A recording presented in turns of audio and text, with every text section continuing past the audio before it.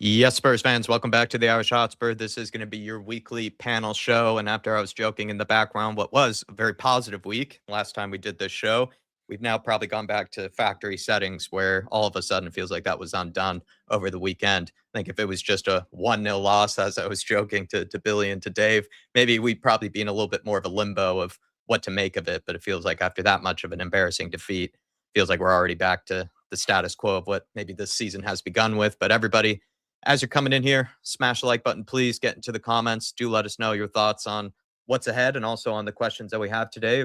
According to The Athletic, the Spurs hierarchy are set to back Thomas Frank, but what does that mean? Is it maybe just all white noise and they're just sort of trying to maybe calm people down, or is there maybe some truth to it that they are going to back him to the end?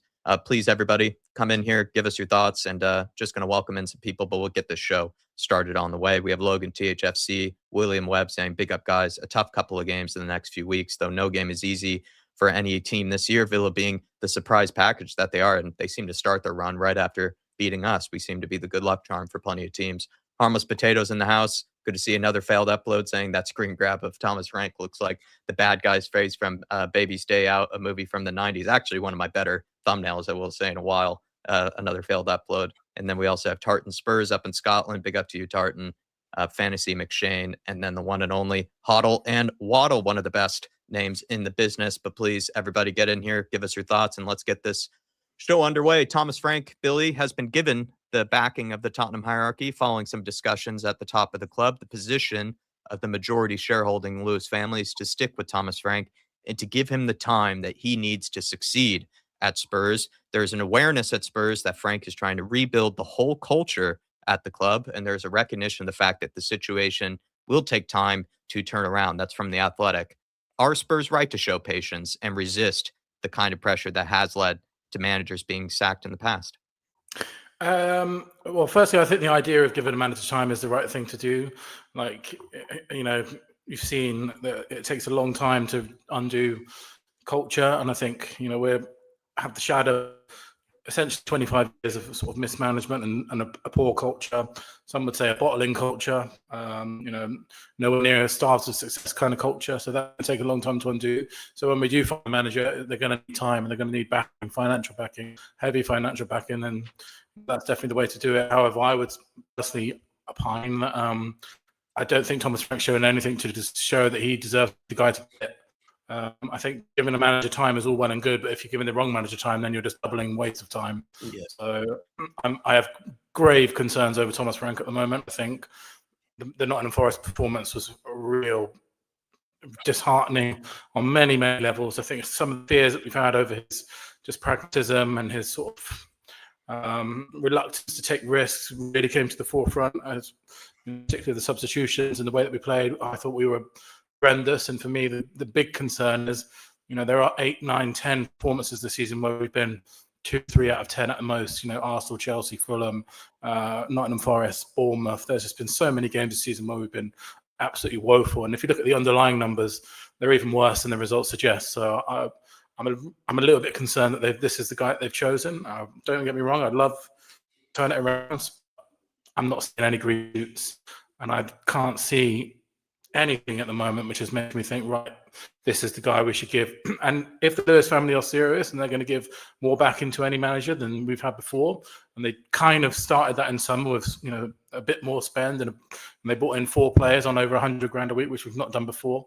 If they're going to do that from January, then I think they might be wasting money on this guy. Yeah, I think that's kind of the question I know on Dave's mind is that, right, it's good, to show a manager patience, but sometimes about showing the right guy patience, the right manager patience. Don't just show anybody patience for the sake of it. Sometimes you need to see sort of the proof in the pudding, and wonder whether we've been given that under Thomas Frank yet. But to you, Sam, I mean, do you believe that the Spurs hierarchy are going to back him no matter the pressure that's coming from the fan base and from the media? Or is it even the right decision, to be backing him? What do you make of that? Do you think there's any truth in it? It's kind of a difficult one to gauge, to be honest, because I guess we've got no real previous context for what kind of owners these people are going to be. That's true. So I want I feel like the realist in me is saying we're going to end up doing what we always do, which is buying players for the club rather than buying players that necessarily fit Frank's system.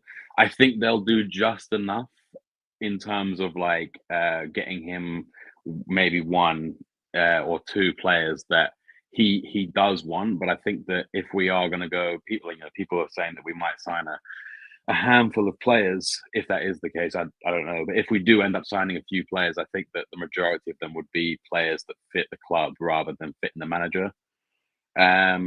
If I'm trying to be positive, I want to try and take them on face value for what they're saying, but they're saying they're going to back him, so hopefully they will.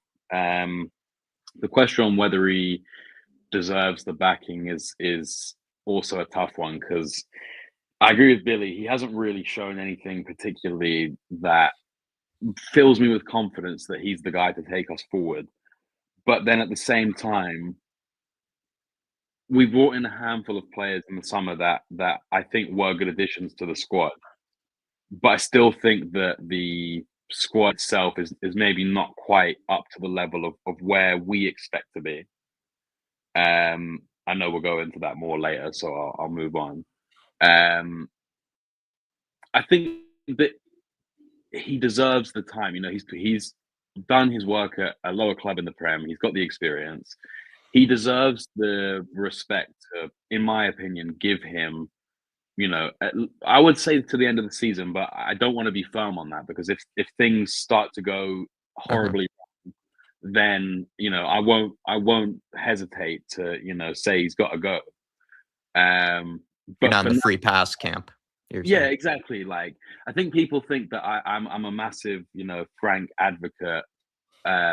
Maybe because in the early shows when we were linked to Frank, I said that I was, you know, quite open to the idea, whereas other people was there and they didn't want Frank at all. But I'm not gonna not criticize him if I think he's doing wrong. You know, I feel like I've got to be fair to all the people I'm judging. If I judge Ange one way, I've got to judge Frank the same way. So yeah, I think he deserves the backing. Whether it ends up being the right decision or not is a separate issue. But I think that he personally deserves to be backed, so that he can actually try and get his ideas across. And our attack is just so crap. Just as a follow-up to you and Billy, I actually just want your quick answers on this one, and then I'll get to Dave and unleash him here. But I feel like, what is realistic, you know, time to judge a manager to see if we actually are progressing or even regressing? Have we gone too soon? Have Dave and I maybe gone too soon, Sam? And then I'll go to Billy on this one, just since you were the last one talking. You know, when is the right time to judge a manager? Have we done it too soon?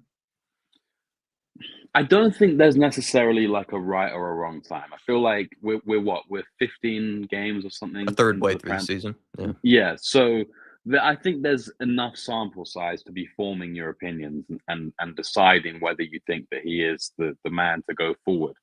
But I think that that's the difference between fans and club and the actual members of the club. The club have to decide. They have to cut through the immediacy that everyone craves and try and look long term and see, could Frank develop at the club and develop the team in a way that gets us to the position that we want to be. And I think for them, it isn't enough time, because there are so many problems going on. For us personally, just watching, we've got none of that, you know, interior pressure that is looking at what we're trying to build. We just want to see, you know, good results. We want to be proud of our club. We want to go into North London and Chelsea derbies and actually play a game of football rather than, you know, sit behind pillows watching the game, you know, through our hands or whatever. I don't think that any of you guys are wrong for saying that, you know, you might want him out now, if that's what you said. But I personally don't think it's the right time to say it. I think the table is too.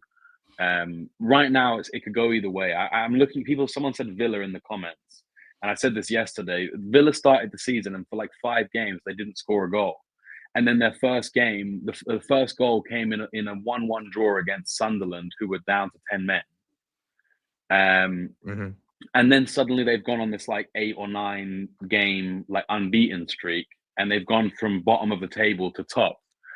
And I think that over this next month is quite a crucial period for Frank, because teams are going to start to pull away or drop off. So the gap becomes bigger between where we are and the bottom and the top. And if he's losing games, if we go to Liverpool on the weekend and we lose again, and then I can't remember who our next game after that is, but we've got one more Palace. game. Palace before the end of the year. If he loses those 3 games, then suddenly we are going to be quite far off the top. But at the moment, I think it was like 5 points off the top 4 and 6 points off the relegation. Smack dab in the middle. Yeah. I think it's too early in that specific instance to be saying he's failing, because it could literally go either way. But I'm not going to, if he does lose those games, I'm not going to sit here and say, oh, you got to back him. Okay. And just quickly to you, Billy, I mean, have we gone too soon in judging Thomas Frank, do you think? I think there's an argument where, I think the January window is an interesting sort of checkpoint, because that's not only kind of almost exactly halfway between the season, but it's also a good time to reassess the squad and see what you can get out of it. But I just think, I kind of think like the halfway point of the season is always good to try. I think if you kind of look, if we have aspirations of being a Big Six club, and we are financially a Big Six club, if you look at the sort of surrounding projects that have had, Amarin had a dreadful season. Maresca sort of came in and won trophies immediately, but Chelsea were a bit all over the place in the league. And then you've got Slot, who obviously was a bit of an unusual case because he won the league straight away, but this season is struggling. And Arteta took 2-3 years to come in Arsenal. So it's very rare a manager is immediately a success rate of no bumps on the road. It doesn't really happen. Even Pep in his very first year, probably the best manager of all time, finished 4th of Man City, which for Pep is a bump in the road. For any manager, that's a good season, but for him, that's what it is. So I think you're looking at a season to kind of really adjust. But I just think if things get so bad that, if we do lose the next 2 against Liverpool, we lose against Crystal Palace, we're cutting adrift, then I think it might get. I think the problem that Thomas Frank is going to face is he's already kind of lost the fans sort of connection-wise, because there's been this whole thing about the booing and all this and this, and made a big deal of it. And the other thing is, like, fans are just not turning up to the stadium anymore. Like the Man City, Dortmund, and another home game are all on general sale, which is unheard of for Tottenham, really. Like, if that continues, then I think the board might be thinking, right, we have to do something there, because if we don't get fans turning up to the stadium, we're in big, big trouble financially. Yeah. Jeez, that's actually some good context there because they do vote with their feet, the fans, and the board will respond to that. That's a good point.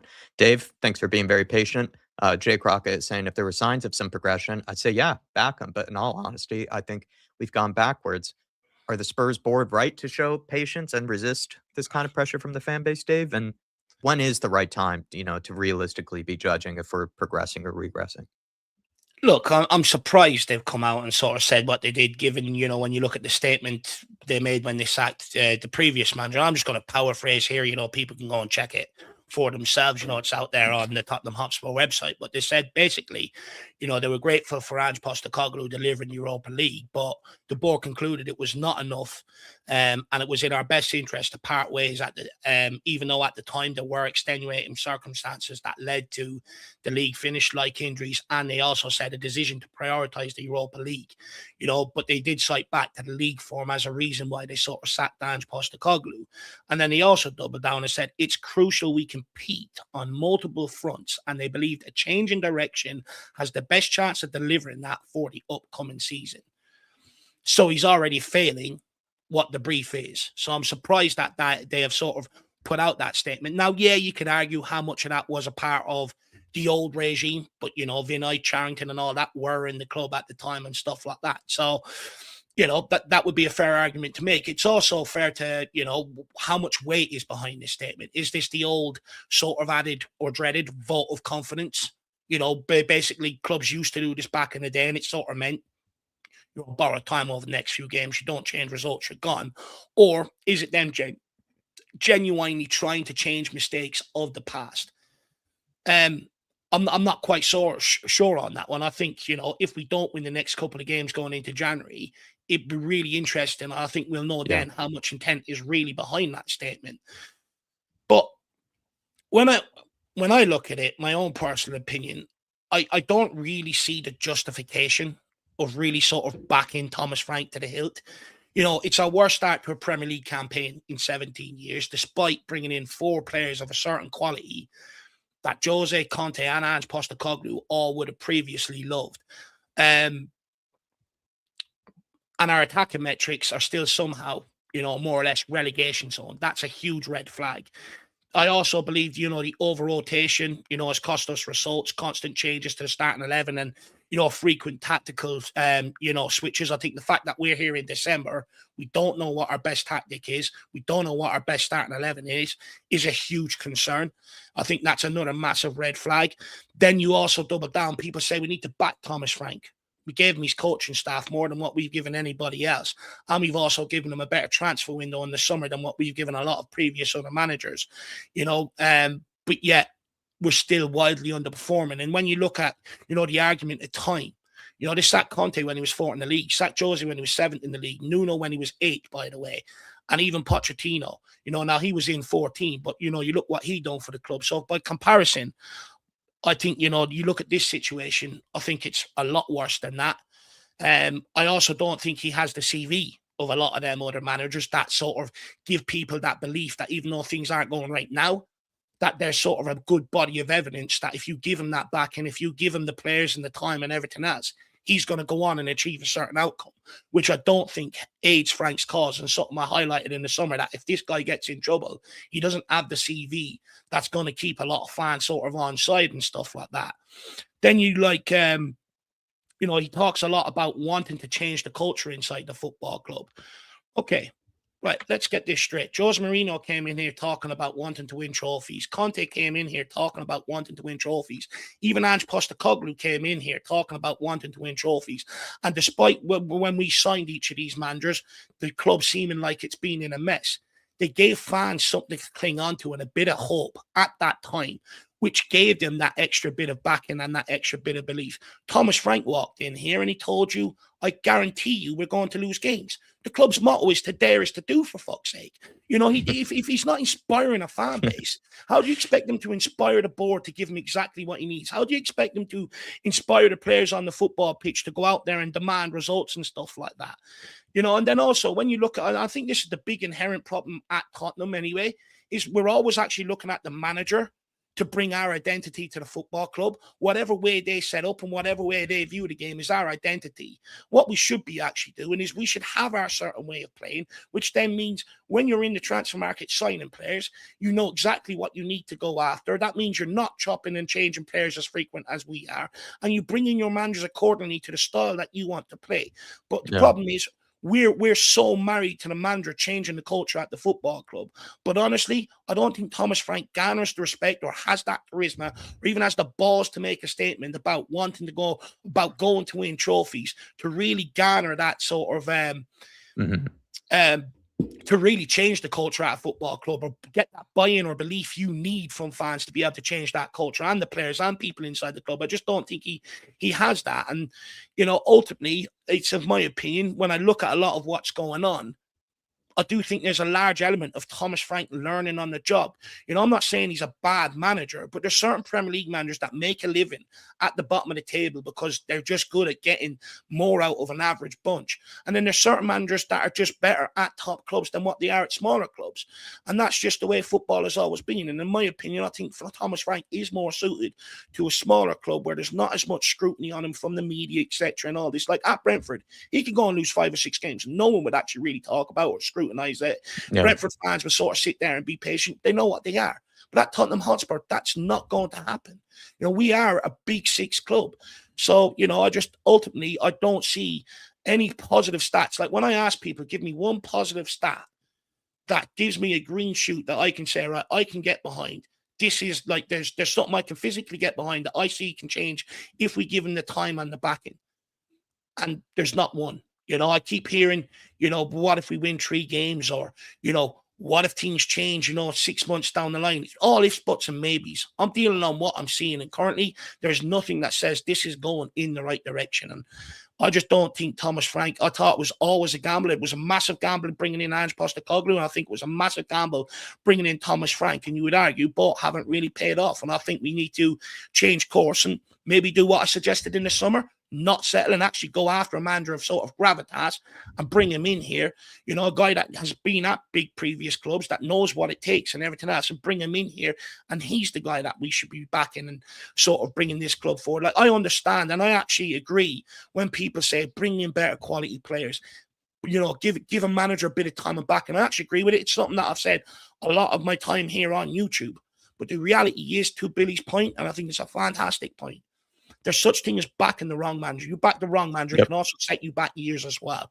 You know, like people say, give him time. We gave Nuno less time, and you would argue with the job he done at Wolves, bringing them up from the Championship and getting them into Europe and stuff like that. It was more argument to give him more time than what we're demanding Thomas Frank gets. And the reality is, you know, Thomas Frank, for me, just isn't the guy that he was painted out to be, that many lived up to be and stuff like that. And I think we're at the realm now where people are so disillusioned with the football club.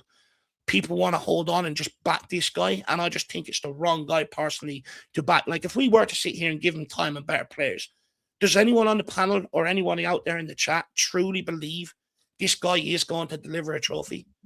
Or that his style of football you're going to sit there and enjoy week in, week out? I don't.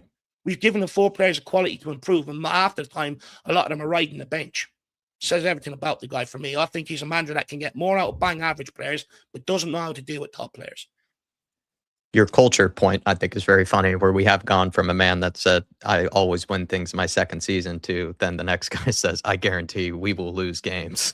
And so that's what the culture, I guess, is being changed to. Just maybe sort of use this as a transitional point to maybe the squad question, which Sam brought up, but Dave did ask that question, Sam, of, do you really think that if Thomas Frank were to get Kulusevski back, Madison back, Solanke back, and maybe get some players in January, that all of a sudden, you know, we'd start winning games regularly and even be pushing for trophies?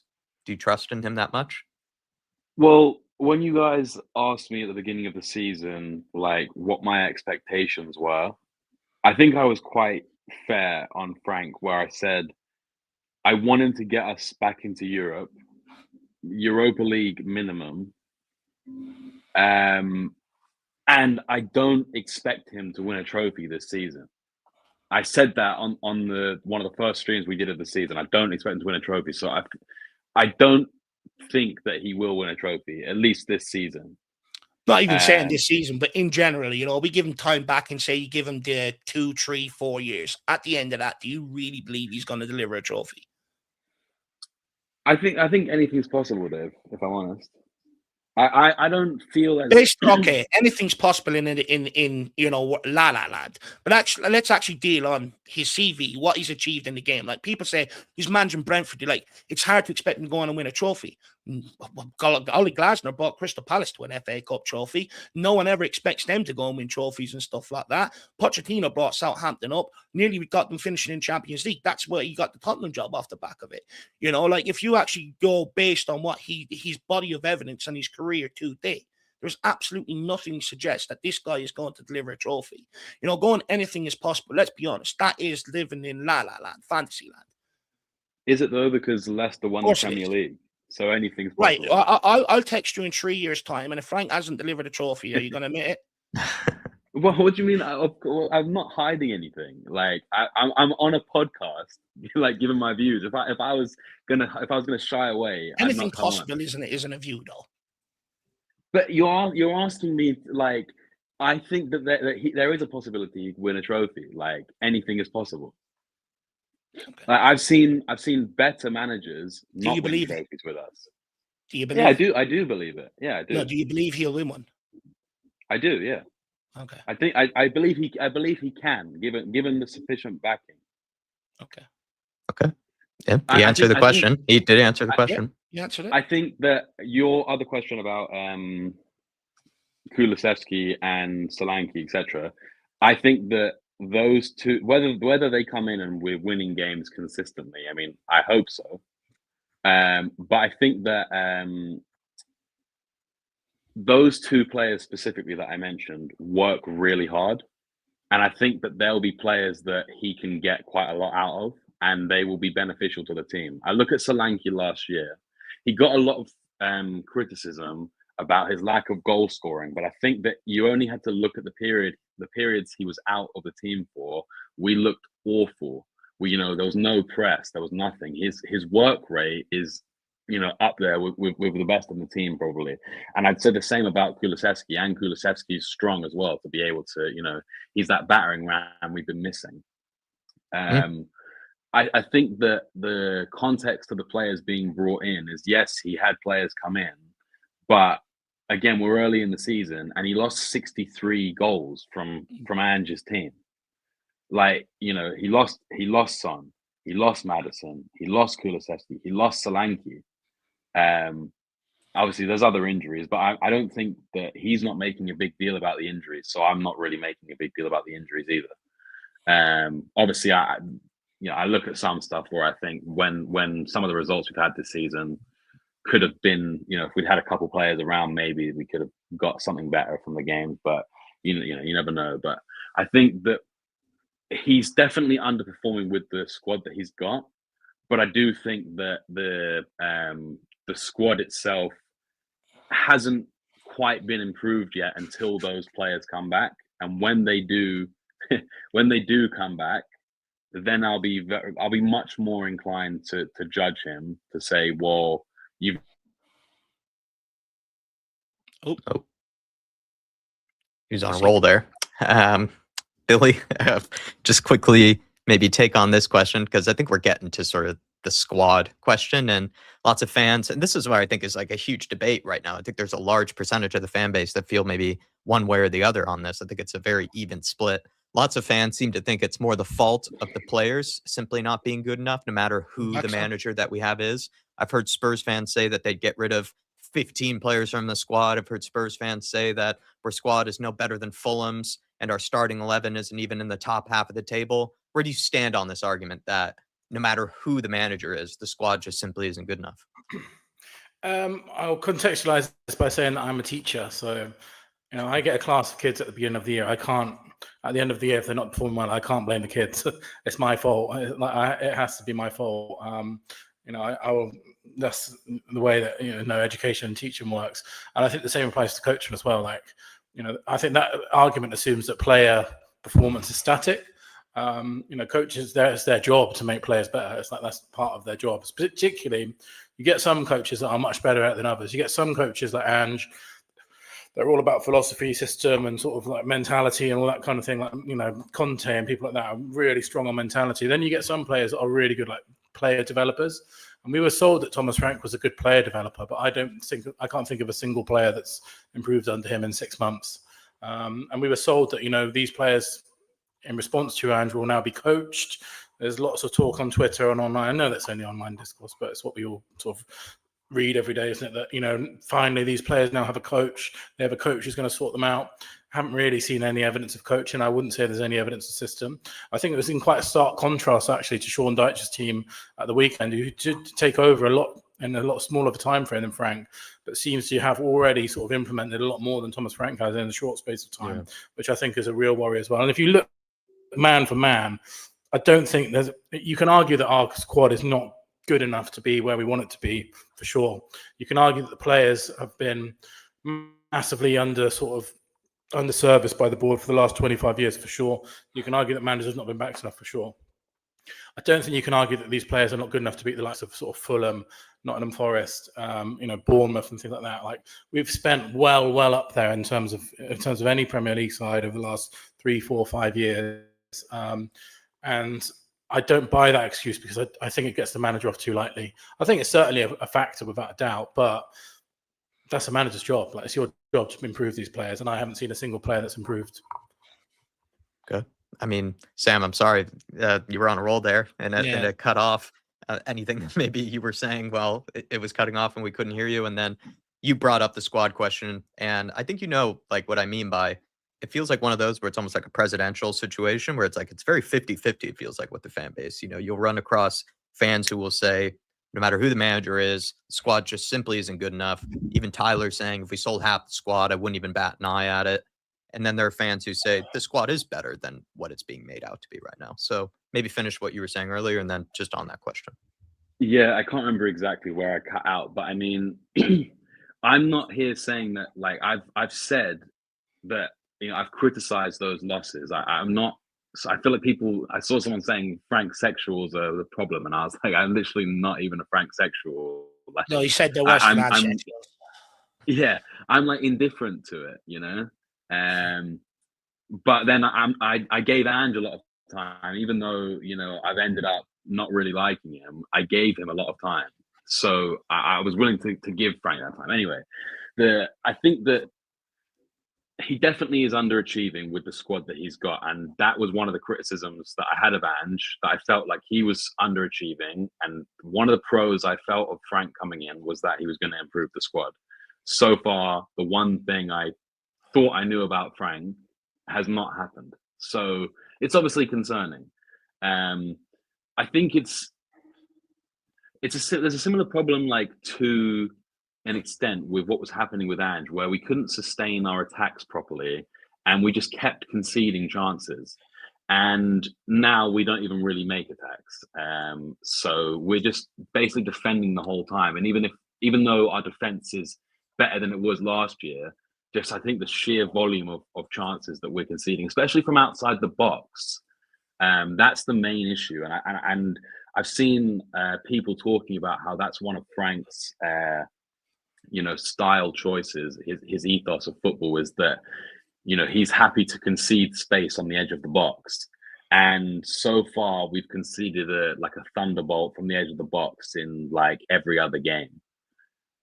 So for me, that is a major red flag. And like we said with Ange, with the set pieces, that is something that I'm expecting Frank to sort out. And if he doesn't, it will be another mark against his name. I think that we've constantly had issues with our rotational players. You know, I think as far back as I can remember, people have been saying that our second string players aren't good enough. They don't care enough about the club, which I think also kind of creeps in a little bit to the first team at the moment. I feel like it's a us against them mentality, which is really polarizing the fans and the club, and there does feel like a bit of disdain from both sides. I don't know if you guys feel that, like, you know, you have players coming out and defending their teammates, and you have fans who feel like they're being attacked for voicing their opinions. And you know, I've got no problem with either side really, but I can understand why both sides are taking offense to it.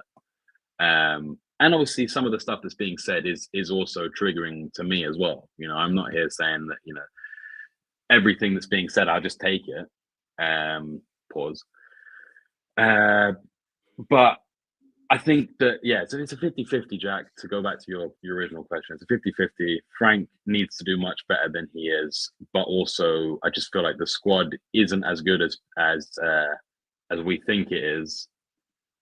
Mostly because a lot of the players are young, and I think that they can get to being a good team, but right now it's not where it needs to be. Maybe with young players comes, you know, a lack of consistency, and I think we've been seeing that, of course, a lot this season, and maybe to a degree in previous seasons. Just quickly taking William Webb's comment, saying, "Billy, you don't get to choose what students get," and also our managers are in the same boat. Who is buying the players is really the question mark. That's funny from William Webb. Sounds like you sort of see it through Thomas Frank's eyes. To be fair, Thomas Frank wanted to be a teacher. He was previously as well. He was before he was a manager. Could be a teacher soon. Yeah. Dave, I mean, you know where I'm coming from on this. Like, I think it is one of the best splits I've ever seen in terms of the fan base. I do think it's a true 50-50 between people who feel like the squad is better than what it's being made out to be. And then there are people who will say you could have Pep Guardiola in charge and we would still kind of be where we are, that this squad just simply isn't good enough. You know, I've seen a lot of comments, even in the chat, saying they would sell a huge percentage of the players that we currently have. Where do you lie on this? Are there too many deadweight players for a manager to actually be successful here? It's actually a debate that sort of makes me chuckle a little bit, because, you know, almost every fan that was saying it wasn't the squad last year, or the squad wasn't good enough last year, are almost saying it's better than what it's shown this year. And the same people that are saying the squad isn't good this year were the same people last year, almost saying, you know, this squad is better than what it's currently showing and stuff. It's almost sort of flipped, which probably shows how much of a mess the sort of club is in there, you know, to be brutally honest. But the way I look at it, I think, do we need more quality players? Yeah, of course we do. Could we be more proactive and, go after, transfer window at more gung ho and bring in better players? Yeah, of course. Is this squad as good as some make it out to be? No. I think you base that off, the last two sort of managers and where our sort of, our average league's positions has been. It sort of tells you where we're at. It's definitely not good enough to go and compete across all 4 cup competitions like the board sort of expect of it. But is it as bad as people make out? No, I don't think it's as bad or as dross as people make out to be either. I think it's fair to say that I think, the squad is a bit of a problem, but it's not. It's a problem that other managers have had to deal with, and you would argue have got far better out of it. I also think, the whole notion that just bringing in players alone is going to change the culture at Tottenham Hotspur. I don't think that's necessarily true. Pochettino didn't sit there begging for a transfer window. He just dipped into the academy and had the balls to give players opportunities. Arteta, same thing. He wanted to change the culture at the football club. He brought in some youngsters. Ferguson at Man United, same thing. Jurgen Klopp at Liverpool, the exact same thing. Sort of brought through some youngsters now. Frank had the opportunity at the start of the season to form his squad and try and change the culture. He didn't. He farmed them all out on loan. And then, you're looking at reports here saying he wants more established and more experienced players, which to a certain degree we do need. But if you really want to change the culture, stop putting players out there week in, week out that are letting you down then. Have the balls to do something that other managers have done. Stop sitting there begging, waiting for the transfer window. At least show that you're trying to get something different out of it. And he hasn't shown that.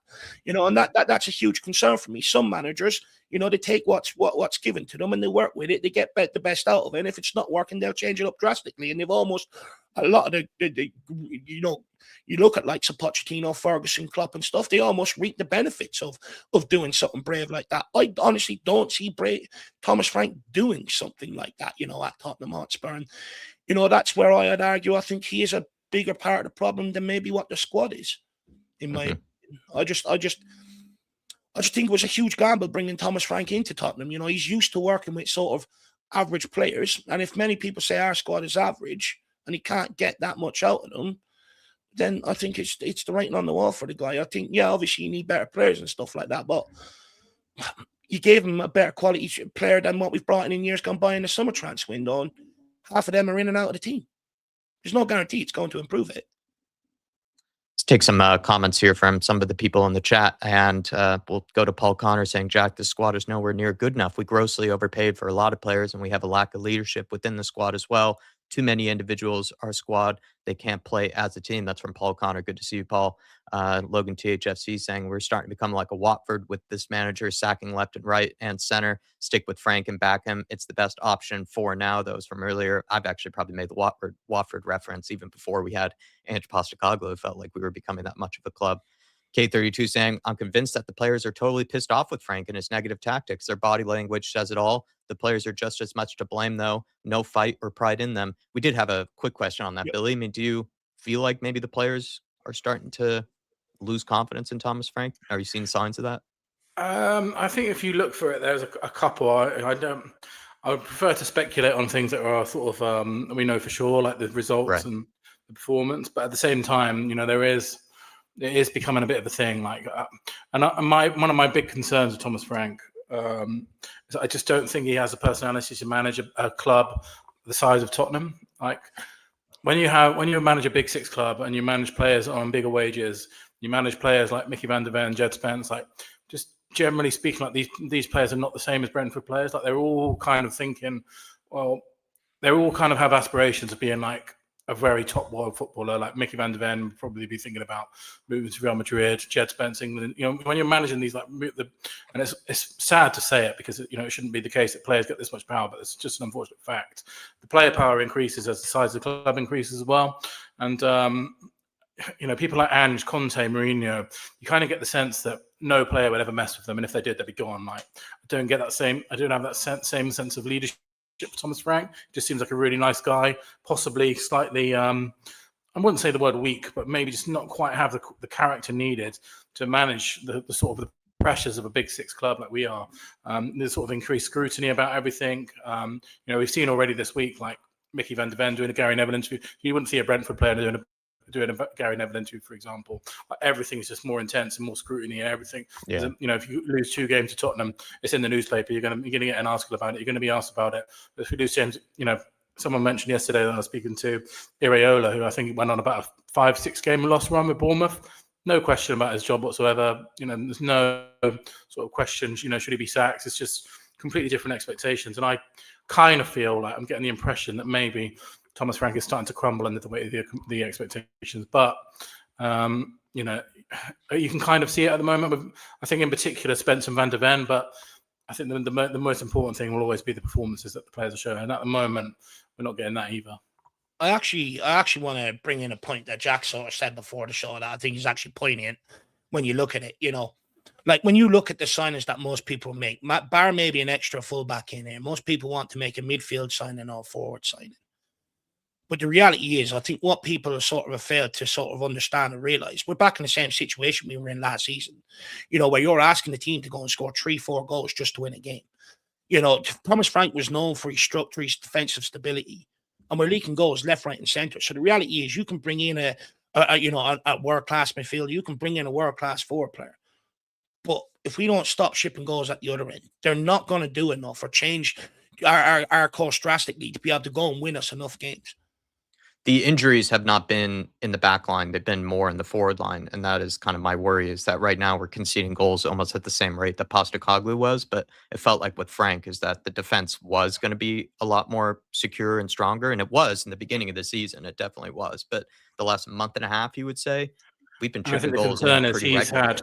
He's largely had Van der Ven and Romero fit for most of the season, hasn't he? I know Romero was injured for a couple of games, but Ange didn't have that, and as you say, we're conceding the same amount of goals without Romero and Van der Ven.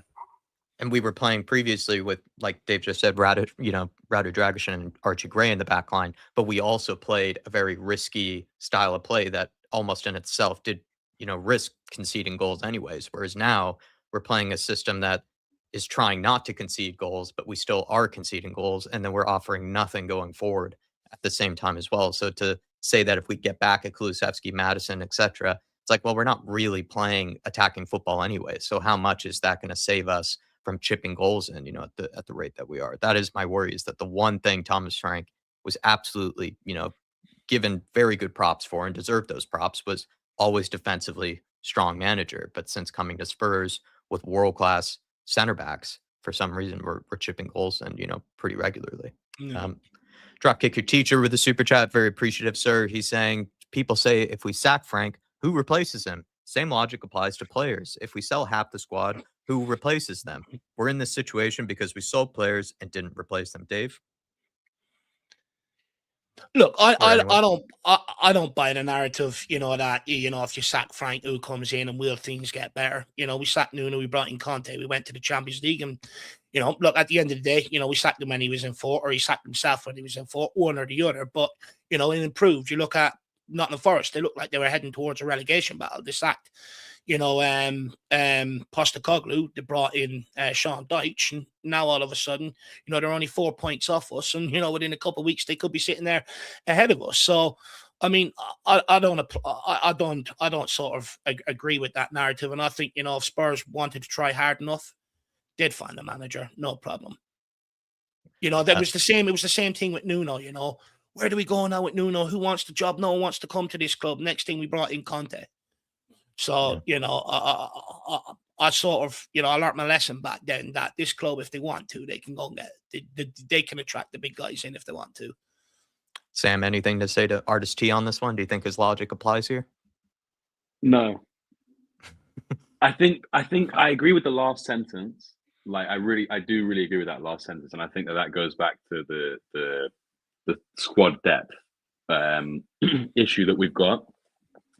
But the reason I don't agree with the rest of it is because I feel like, as Dave is saying, you can go out and find a manager. I feel like it's easier to go out and find a player because there's so many players, whereas there aren't that many top class managers in comparison to the players that are out there.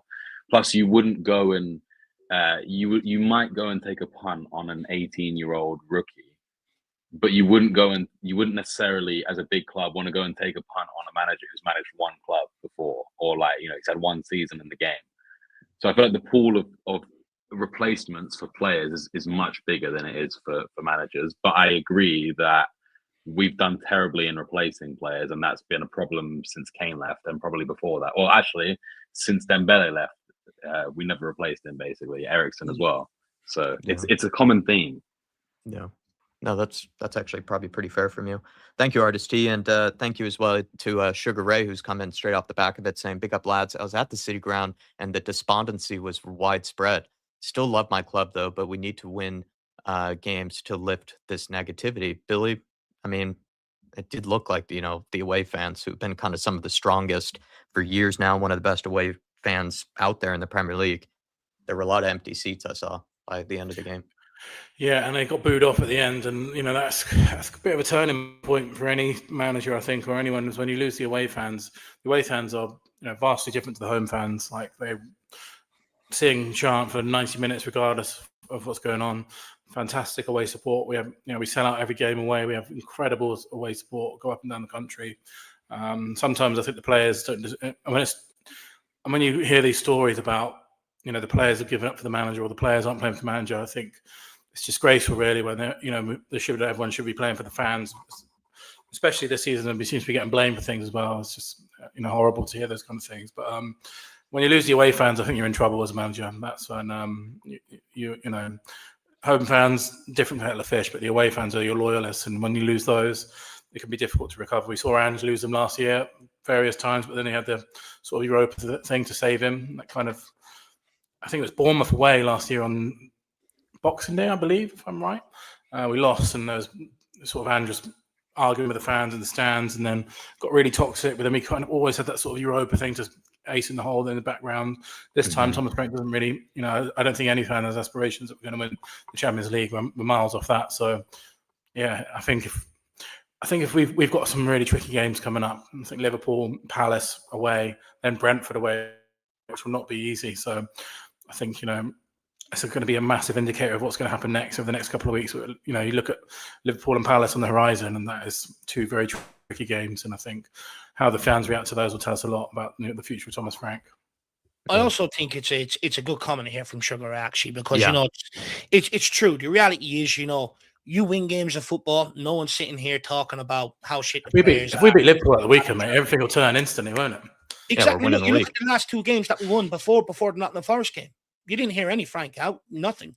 You know what I mean? It was everyone was positive. It shows that Spurs fans, when things are going right, they'll get behind it. When they feel like things are falling below what is an acceptable standard, they will let you know. And I think what you're starting to see is, and I think this is the biggest mistake that Thomas Frank made.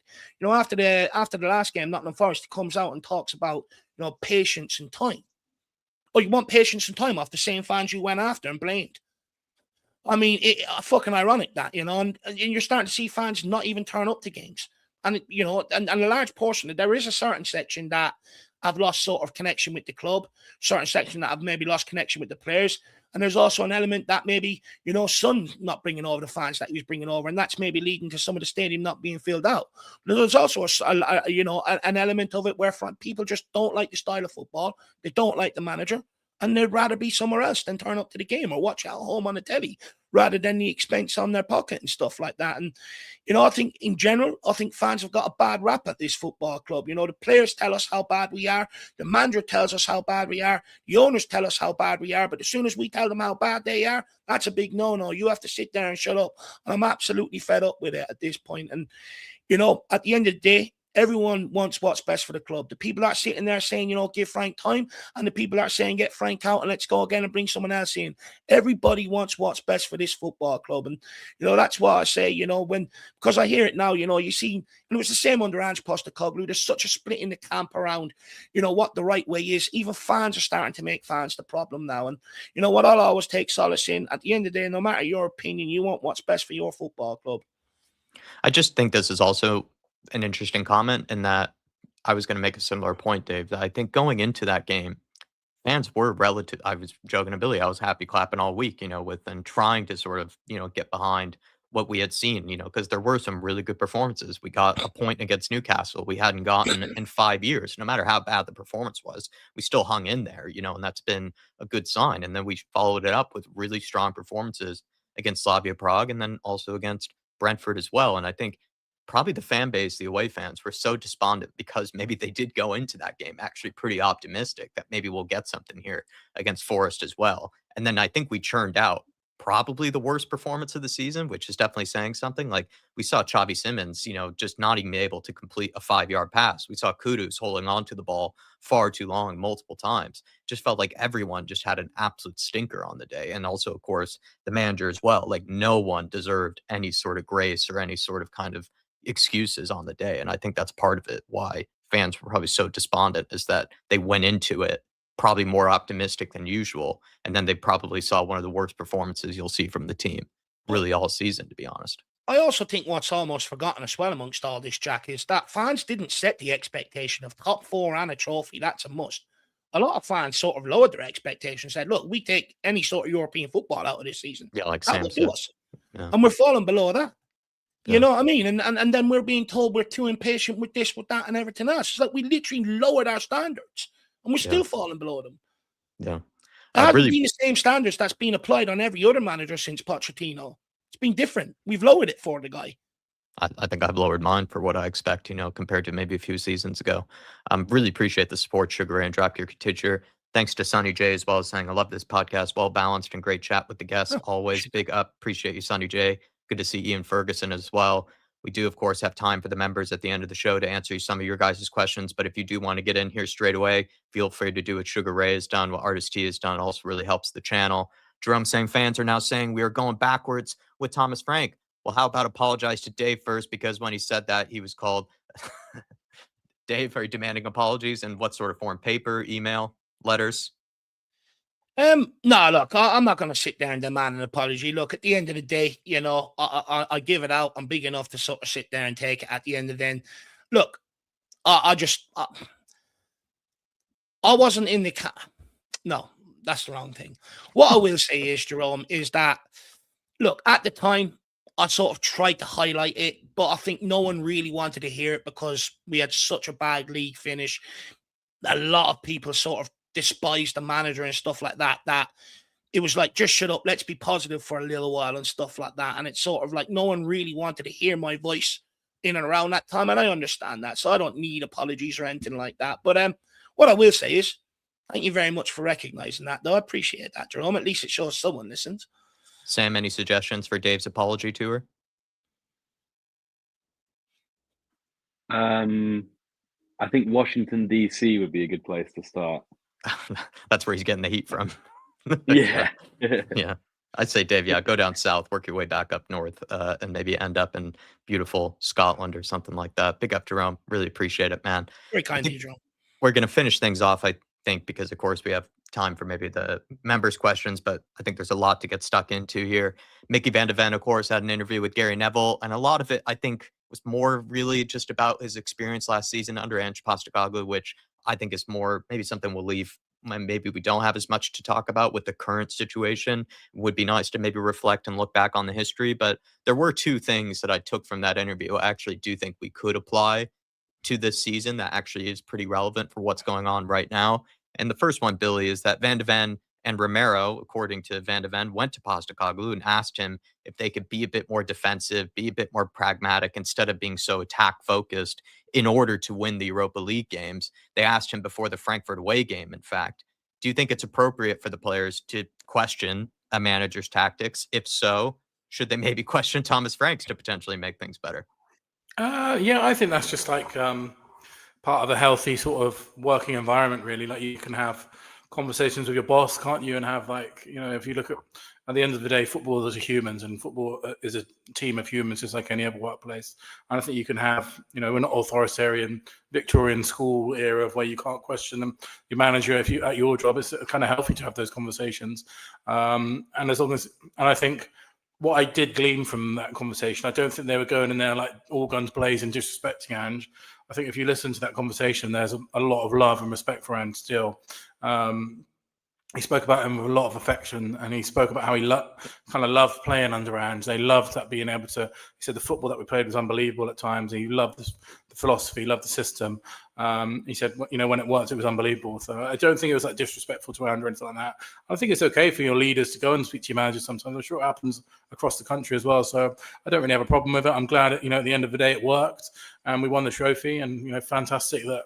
And we, if you look back at those games, we were a bit more pragmatic, and we, that 1-0 away at Frankfurt probably won us a trophy in the end, because that was what we needed to do at the time, to get through to the semis, which is obviously a much easier tie. So yeah, I have no problem with it really. I think it's healthy to have those kind of conversations, and I wonder if we're speaking earlier about, do the players respect Thomas Frank in the same way as Ange? My gut feeling is no, they don't. So would the conversation be a slightly different tone, possibly? So who knows? But yeah, I guess it's one of those things. I'm sure it probably happens a lot more than we give it credit for. It's the first time I've actually heard a player say it. That I went and spoke to Ange about it. But I'm sure footballers and particularly leaders, I'm sure talk to managers like that all the time.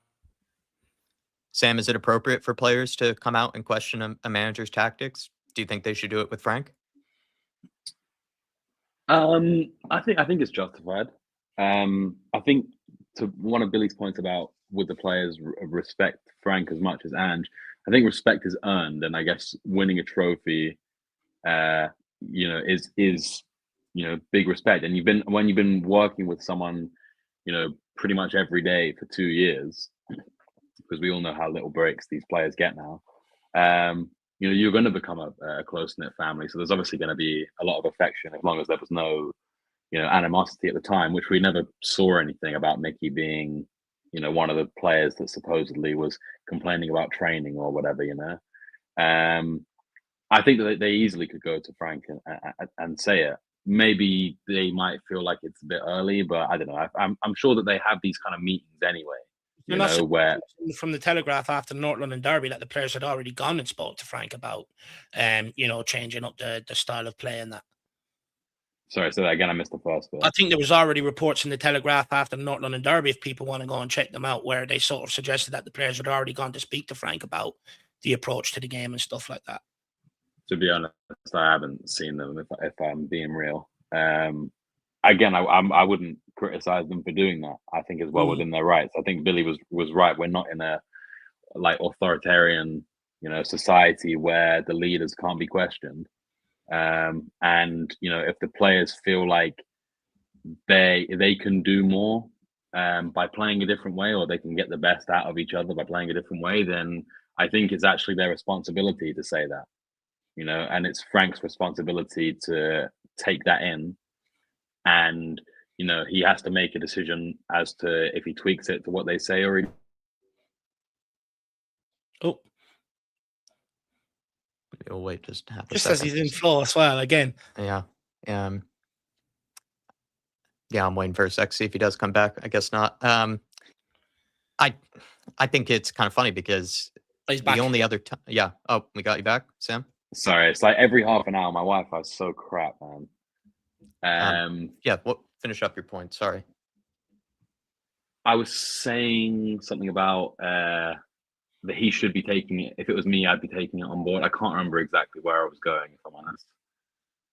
I think I would just add, I don't know if it's anything to add, but I did find it interesting that maybe Ange, for the most part, took it well, because I remember there was one of those Amazon documentaries where they followed the team, and I remember one of them was the German national team. I think it was over the World Cup, and I think it was Joshua Kimmich who sort of spoke to Hansi Flick during one of those team meetings, and he was kind of grilling into Hansi Flick about sort of why things were going wrong. He was suggesting, I think we need to go back to a back three, this type of thing. And Hansi Flick, by even the footage being there, he seemed to not be taking it well. So it's one of those funny things where, yeah, maybe a manager, some of them might take it well and others might not. That's all I can really add to it. But Dave, I kind of agree with Billy, right? That kind of in today's world, it's crazy to think that you shouldn't be able to question a manager's tactics, right? I don't even think it's about questioning a manager's tactics. I think it shows great. I think it's only great, good leaders listen to those people that they put in certain positions around them, to sort of help benefit them to a certain degree. And I also think, and Postecoglou's demonstrated that. I think it's healthy, that Van de Ven, Romero and your leadership group go to your manager and sort of say, look, this is where we can improve. I think it shows that despite maybe the contrary of maybe what the belief is, that they do care about this football club. They do care about winning games. And that's that's why they went and spoke to Ange Postecoglou about trying to change it up. No, I think where Postecoglou let himself down is he didn't listen to it quick enough, and then the directive didn't come from him. He almost left the directive come from them, and I think that's where it becomes a little bit weak on his behalf. And it's almost he listened to them too late, and it almost felt like listening to Mickey van de Ven that they went to him because they wanted to keep the guy in the job. It seems like, even when you look at it now, right, you don't see players out there defending Thomas Frank, even the fans and stuff. But you did when Postecoglou was in charge. You seen them out to the crowd sort of trying to defend and push back on the noise and stuff like that. And I think it speaks to how much they really respected Ange and how much they wanted to try and keep him in a job. I just think Ange left it too late to really listen to them and only really done it on that defining moment to sort of suit his speech at the start of the season, where he sort of said, I was winning my second season. It wasn't, if he'd done that a lot earlier and fans could see him trying, I think he would have got maybe a little bit more grace, but I think he was too stubborn in trying to prove his point right, and I think at certain times he listened to the guys and it worked out in his favor, but that's because it benefited him. I think Gary Neville actually pressed Van de Ven on that. He sort of asked him, I think more than once, why didn't you guys come to him sooner to maybe do that? Why didn't he make those adjustments sooner? And Van de Ven eventually just sort of admitted the guy really believed in what he was doing. But eventually, when it reached that position where we had to win a trophy in order to salvage the season, that's when he sort of gave in a bit more and decided to make those changes. Where I do take a bit of solace is like one of my concerns would be, the players sitting there waiting for directive from the manager all the time. The fact that they're sort of thinking for themselves, thinking for themselves and going and speaking to the manager and where we can improve and stuff like that, rather than just sitting there waiting for directive, I think gives me a bit of encouragement that these guys, even when they think the manager, like they're not prepared to follow the wrong thing all the time, if you know what I mean. Sometimes they are prepared to sit there and sort of work with the manager and say, look, we get what you're trying to do, but we're on the pitch. This needs to change. And I think a good manager listens to that and fixes that.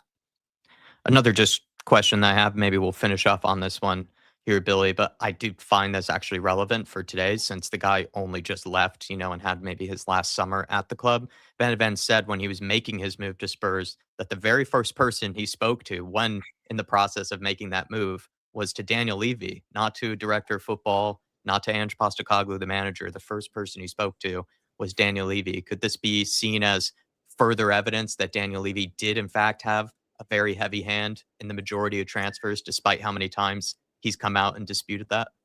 Yeah, and I have a couple of things to say on that. First thing is I think it's really telling that we've had, I think it's like 4 or 5 new hires on board level since Levy has left.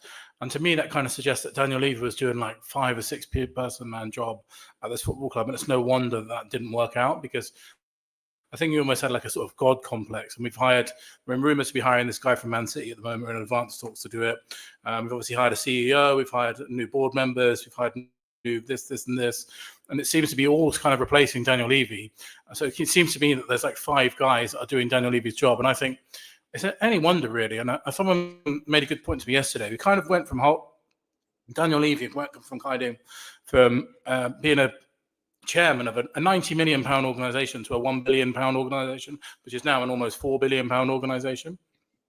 Yeah. And that, it is insane when you look at it, that maybe one man was helming all of these different responsibilities. So I think it is hopefully in the future better that we've got more dignified, more discreet, roles for these people. And hopefully that'll see more success. Because what I think, if you look back at the last 25 years or whatever, the big failings in terms of transfers were so many clubs just hated negotiating with Daniel Levy by the end of it. And, that came to the forefront with the Eze saga. And I'm going back to the Mickey van de Ven interview. One thing I loved as well, I make no secret that I was a big Ange fan, disappointed how it turned out. Obviously, last season was difficult and horrible at times. Obviously, we won the trophy, but my idealism of Ange, I love his mentality. I love the way he talks about football. I love the way he wants to play football. It's just a shame that we didn't see it. But what I did love that Mickey van de Ven said, and he said the same to Maddison as well. Maddison also picked up on this. He said, I'm going to win trophy I'm going to win at Tottenham, and I want you to be part of it. And that kind of insane mentality that Ange seemed to have, that really, I think, did eventually get us over the line. There's that amazing speech that he gives. And he's like, points at someone and says, when this guy's lifting the trophy tomorrow, you guys are all going to be, he does have that mentality. So that was another interesting thing I took from it, just that insane winning mentality that Ange had. And it's sad looking back that it didn't quite manage to transpire into a good Premier League season as well as the Europa League season, because That's what I want my manager to be talking like. It's just a shame it didn't work out on the pitch. One thing Now as when well, Frank now when Frank is on phones with the players, he says, "I guarantee you We're when gonna you come lose." here, we will lose games." we're going to lose, but come anyway, we'll pay you handsomely. But, one thing else that actually I was a bit surprised about, actually, to a certain degree, was Mickey van de Ven saying that when Postecoglou spoke, they listened. It sort of really hammered home to them, to a certain degree. That was almost inspirational, which I was a bit surprised about. But actually, the part I loved was him and Romero discussing how they're going to smash each other at the World Cup if they come across each other. And then when Gary Neville pipes up and goes, yeah, but Romero will. I love that Romero has that reputation. I absolutely love it. Yeah. I mean, even ex-pros are saying they're afraid of the guy. Dave and Sam, just quickly on the Levy question, I think that just shows, right? Like, maybe when we talk about, the squad planning was poor, so many things went wrong. Like, I think that really said a lot to me that Daniel Levy is the one talking to Van de Ven before anyone else, before the manager, before director of football. And Billy's point's pretty apt, actually, by saying that we've said this before. It felt like Daniel Levy was doing so many jobs at Spurs. Like, it's almost now like we're replacing his arms, legs, and feet with all these other roles that we're now bringing into the club. The God complex. I think this is further example of he did sort of have his hand in transfers more than he liked to admit. I think what Billy said is right as well. He didn't quite. I've taken it from what he said, but it's basically like Levy was running a multi-billion-pound corporation like a startup out of a garage, like he was doing everything himself. Yeah. That's a good metaphor. And he had all the means to go and get a new office, move out of his mom's house, like hire some staff to help him do stuff. And we kept seeing the club was saying, Daniel Levy's going to take a step back from negotiations and blah, blah, blah. And, then we started bringing in some players. We brought in directors of football. And it was still, if that, we've got these directors of football, but if that is the case, that Levy was still in there, to me, that feels like, because we know from all the media that we have of Paratici that he's pretty heavily involved in all of these deals, right? When he was doing them. Yeah. So to me, if Van de Ven was saying, mostly it was the first person I spoke to. I think it was Gabbanini during the summer because Paratici was banned at that stage. Right? Yeah, but hadn't they brought in Land at that point as well? No, not yet. No, they hadn't yet. Okay, no. Never mind. They scrapped my whole point. What? It's a good metaphor that both you and Billy had used. Yeah. Like Levy did have the God complex, and then I think you're right. Like for whatever reason, he was running one of the biggest football clubs in the world, and then is running it as if he can do every single job. That's crucial and vital to running the business or the club. Really, it's just insanity. The only thing I have to add to it really is I'm not surprised. Van de Ven is just the latest in a long line of people, managers, players, people that worked in the club that have come out and spoke about how much influence that man had. Micromanaged. Club. Yeah. Yeah, it is crazy that I wouldn't be surprised if Van de Ven did have a conversation with Levy. Just the fact that he said he was the first one to do it. It's like clearly then Levy's like negotiating the contract or like something like that. That would be the only reason that he's talking to Van de Ven, which is just baffling to me. But I think we'll wrap things up there. I'm going to try to pull up the members' questions. Billy, if you're willing to stay with us, we'd love to have you. But in case you need to go. Yeah. Okay, so I'll bring them up here. Should probably pre-planned and done it, but give me just a second. Here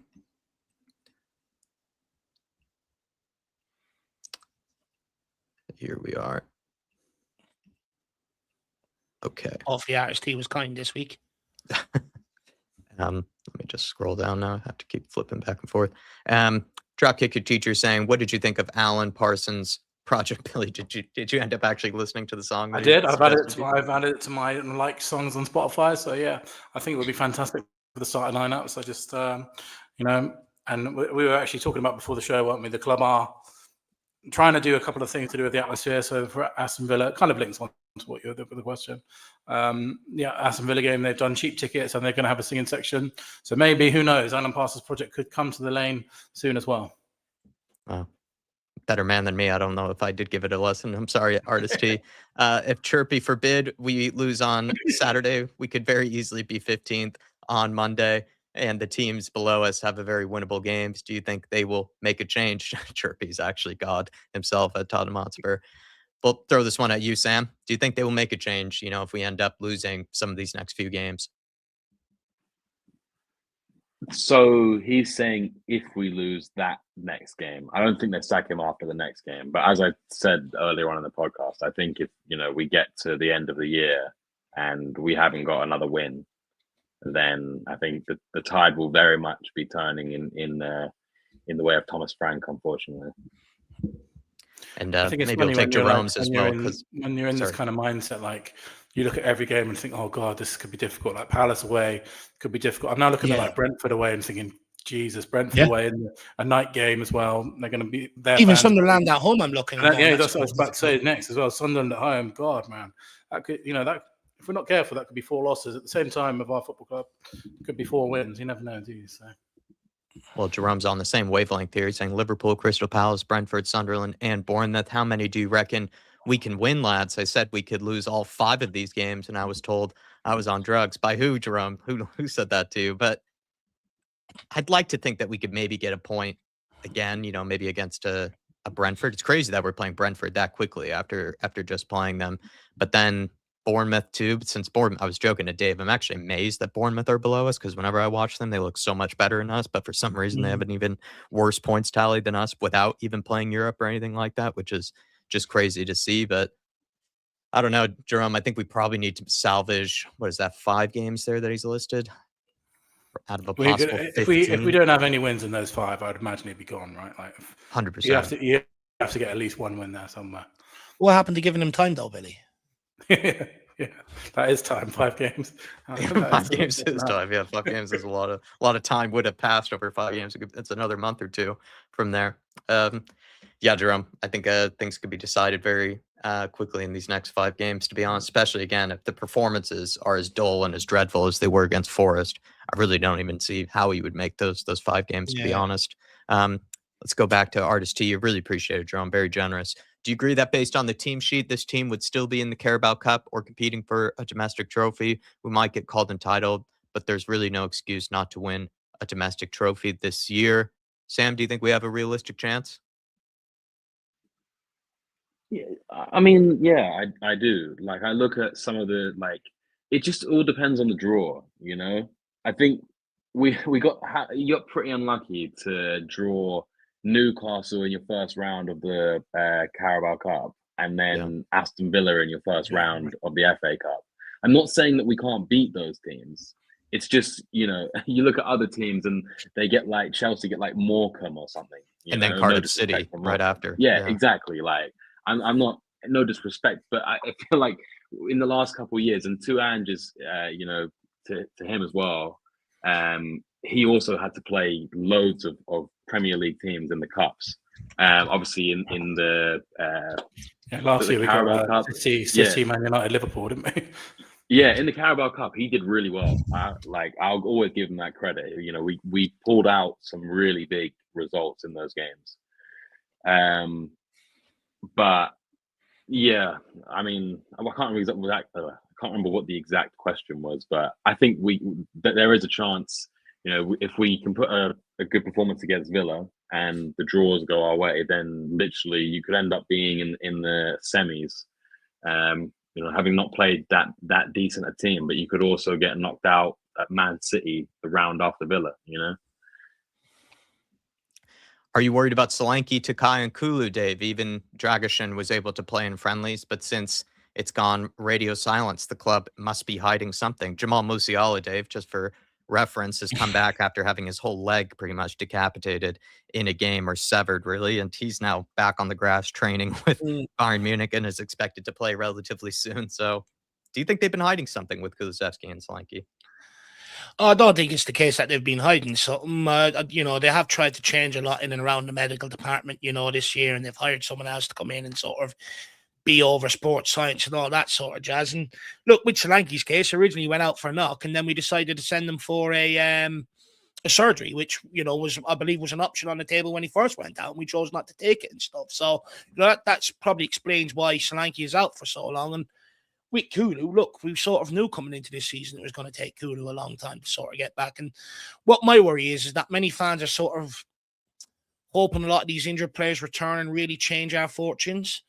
But I'd question, when you look at them, how much are they really going to impact this season? James Maddison, if any. He might probably not play this season. Kulu, Solanke, they might get back, but by the time you get them up to match fitness, match speed and stuff like that, and depending on what we have to play for come the end of the season, how much impact are they really going to have to sort of improve things? And at the end of the day, we can't sit here and afford to wait for them to come back. We need improvements now, and that's where my concern comes in around these injured players. But look, we'll wait and see. Martis.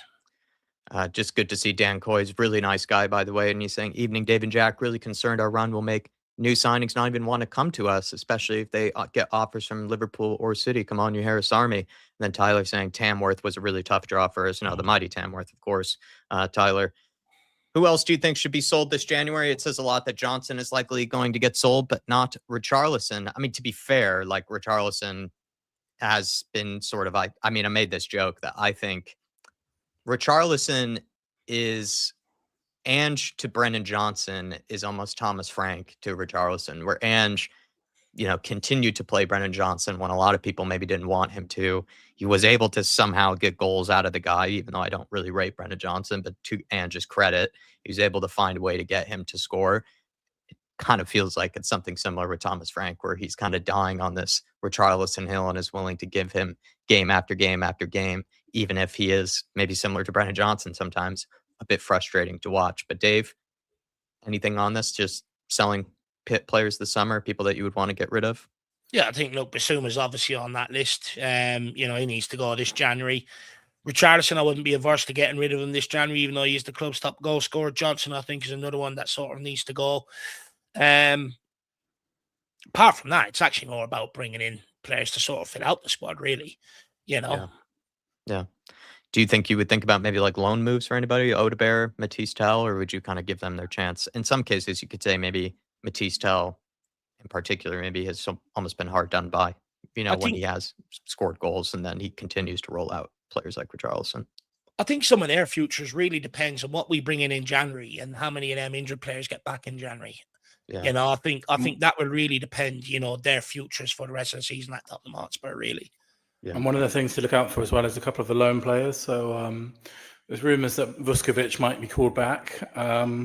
And then Yang-Min Hyuk is apparently, they're frustrated with his loan because QPR are not a possession-based team, so they're on about him maybe getting a better loan. And then I saw Solomon is apparently not making any starts at Villarreal. He might be coming back in January. Donnelly does not play for Stoke at all. I think Mikey Moore has turned things around at Rangers, so I think he'll be fine there. But we could also get a couple of loan returns as well, which to add to our middling squad already. But I'd argue, I think if Frank wants to change the culture, like he's saying, he should bring some of them back and start persisting with a few of them, have the bollocks to do so. And then he also asking this, Billy, why do you think the club disrespects our own players from the academy so much? Players can consistently put in 0 out of 10 performances and they won't be looked at. Brendan Austin, Dane Scarlett, Josh Keeley, Alfie Dorrington, and even while not our own, technically Ashley Phillips has also been forgotten about. The sad answer for that is that the PSR era, flipping academy players for 1 or 2 million gives you a massive advantage because there's no you don't pay any money. It's like straight positivity on the books, which is unfortunate, which is why you see teams like Chelsea and everyone, you just flip academy products for a couple of million now, and that sort of pays for your academy for a couple of years. So I think Tottenham are much happier just to get rid of these players for 1 million, 2 million, 500,000 here and there, just to make the, in the PSR, that's what the game is, sadly. Yeah. I'd think there are definitely some players I'd like to see have a little bit more trust. I think, Mikey Moore looks obviously a fantastic talent. I think we've got some really good players coming through in Byfield and Luca Williams-Bartlett, but there's just no pathway at the moment for us. There's no pathway into the first team. You have to go back to sort of Harry Kane to think of a player that's made any kind of impact in the first team. It's just the pathway is non-existent. But we've hired someone in summer to be one of the French coaches to be manager of that kind of thing. But at the moment, there's just absolutely no pathway into the first team for academy players, which is sad. You mentioned Mikey Moore. We're sitting there screaming out for a left winger. We've tried, I think, 6-7 different players at left wing now. Could have given Mikey Moore the opportunity. And I'd argue he produced more given the minutes he was given last season than what some of the senior players did. And I think that's little things where Frank has gone wrong. I think he should have recognised some of that from last year and been brave. And that really helps your identity of the fan base as well. Fans love getting behind academy players. They give you more time. Yeah, it gives you a lot of that's how you sort of build your identity, isn't it? You look at what's happening at Man United at the moment. The fans are furious because of the treatment of Kobbie Mainoo, but fans generally speaking like to see academy players in the team. And in terms of Champions League and squad building and things like that, we have to see more players in the team because we're getting caught out. That's what we did this season when we don't have enough homegrown players. We don't have any homegrown players of any worth at the moment. It's insane. I would also just add very quickly that I think a lot of the managers that we've even hired, don't seem to have much of a track record of, taking risks and giving the young players their chances and their opportunities. I think for the most part, Ange, I think had only really worked with more experienced players, even though he plays a very aggressive, front-footed style of play. He didn't seem to be that keen all the time on giving young players their chance, especially when you had Jamie Donnelly around, I would say, for example, and then also some other cases. And Thomas Frank, they didn't even have an academy at Brentford, Yeah. right? So to say that he's going to somehow give young players a chance is a bit of a long shot. Conte, unfortunately, that was the case, wasn't ever a guy to like give his young players really that chance, right? He gave Pop Matasar those games when he played brilliantly and then dropped him back to the bench. And same thing could be said about some of the other managers. I just think Spurs have gotten the irony it wrong. is that Mourinho is one who loves it, doesn't he? He loves giving academy players debuts and stuff. Yeah, I think because he likes the glory in it, right? Because then he can sort of, on whatever podcast or something that he's on, he can say, "Yep, I was the guy that ended up doing that, giving them that chance." Dane Scarlett, Tanganga. He literally did that last week, didn't he? With Scott McTominay, he was like, yeah. I got his shirt because I dropped Paul Pogba to put him in the team. Which is what he tried to do with Troy Parrott as well. What's everyone having for dinner? Dave, start with you this time. Don't know. I don't really have that in plan. The world's my oyster. I think I might let the chat dictate what I have. Chinese, okay. Indian, or takeaway. Let me know. Please, everybody, vote it up. Billy? I'm the same boat as Dave. I'm not really giving it much thought at the moment. I will decide later. Yeah, I'm also open to suggestions. Game time decision. Sam? Same boat as them. No, I was shopping yesterday after the gym, but my brother actually ended up going, so I didn't even look at what you got. So I'll have to hopefully he didn't let you down. Yeah. What are you having, Jack? I'm actually going over to a neighbor's to have some dinner, so we'll see what he ends up cooking for it. So it's also going to be an audible for me as well. Brian Trestane saying, get behind Frank. He needs time and quality players. Give him the support. And was the wrong person. Frank is the right man for the job. Not sure where the question is in that, but appreciate your thoughts, Ryan. Thanks for being a member. Thanks for supporting us. And Artist T is chirping back at him. But thank you, guys. Thank you for a great show. Really appreciate it. Billy, anything to plug or any final words for us? No, I just look forward to being on next week because I think obviously we've got Christmas coming up, but massive game on Saturday, right? It feels like a big one. Yeah. The future of our football club. And plus, no one wants to lose to them either. Everyone hates Liverpool. We have a terrible record against them, don't we? Very rarely. I was looking at it today. No, and did twice, but still. I was looking at the record today. It doesn't give me any hope going into the game whatsoever, even though they're also in demise. Yeah. Please, everybody. Maybe, boys. Yeah. Everyone uses that 4-1 Liverpool at home game as a sliding doors moment. Maybe they can be our sliding doors moment in return and catapult us into success. Hopefully. Anything can happen, right, Sam? Anything can happen. Anything can happen. Everyone follow Billy on Twitter. Follow Change for Spurs, Change for Tottenham on Twitter as well, please. As well, very good pages to follow. Billy's practically our source of Twitter reacts, especially good or bad when it comes to Spurs at the minute.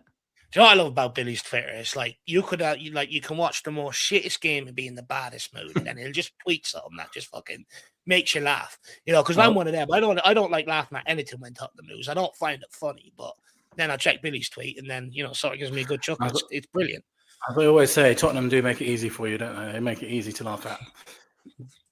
You almost have a better sense of humor if you're a Spurs fan, I think, than other fan bases. There's the source of levity really so much easier. Sam, anything to plug or any final words just on the day? I saw someone saying, obviously because the club released that Son farewell thing, right? I saw a comment basically being like, Son, look how much he loved the club. He loved the club so much more than most of the fans.